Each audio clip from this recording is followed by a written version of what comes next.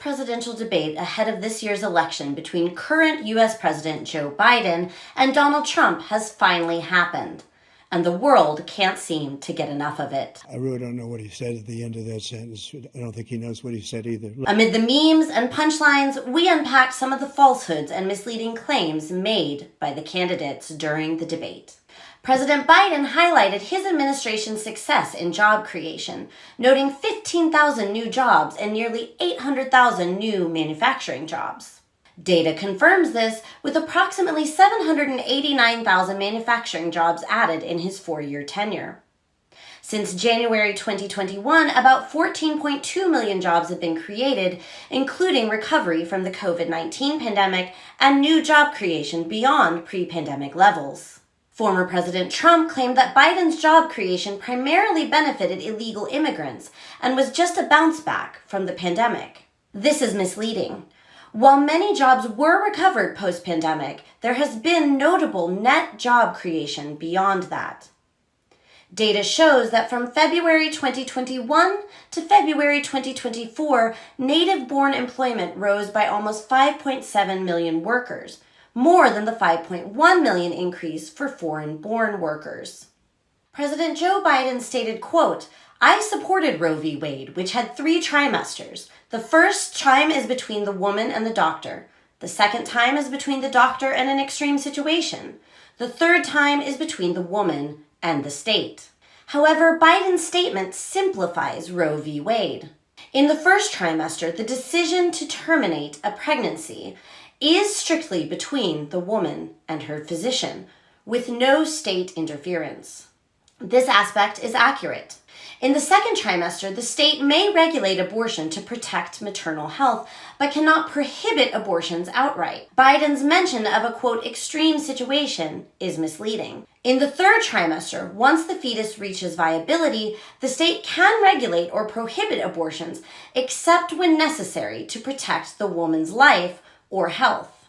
Biden's statement oversimplifies the ruling, which mandates health exceptions even in the later stages. The debate over abortion has intensified, especially after the Supreme Court's 2022 decision to overturn Roe v. Wade in Dobbs v. Jackson Women's Health Organization. This has led to a patchwork of state laws, with some states enacting strict abortion bans and others reinforcing protections for abortion rights. The ruling, which falls under the jurisdiction of the Supreme Court, is beyond President Biden's authority due to the separation of judicial and executive branches of government. Trump claimed that Democrats support measures resulting in, quote, taking the life of a child in the 8th month, the 9th month, and even after birth. According to the CDC, 93.5% of abortions in 2021 were performed at or before 13 weeks of gestation.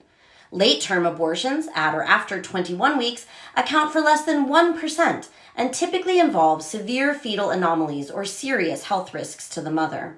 The idea that infants are killed after birth, as suggested by Trump, equates to infanticide, which is illegal in all states. No legislation supports or permits the killing of infants after birth. Such claims are inflammatory and misleading.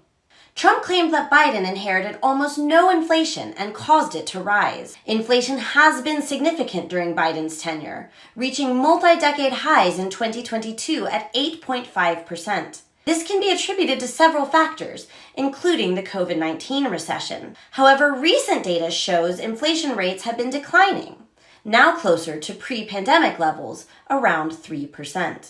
Trump stated that Biden was destroying Social Security by including, quote, millions of people pouring into the country in the program.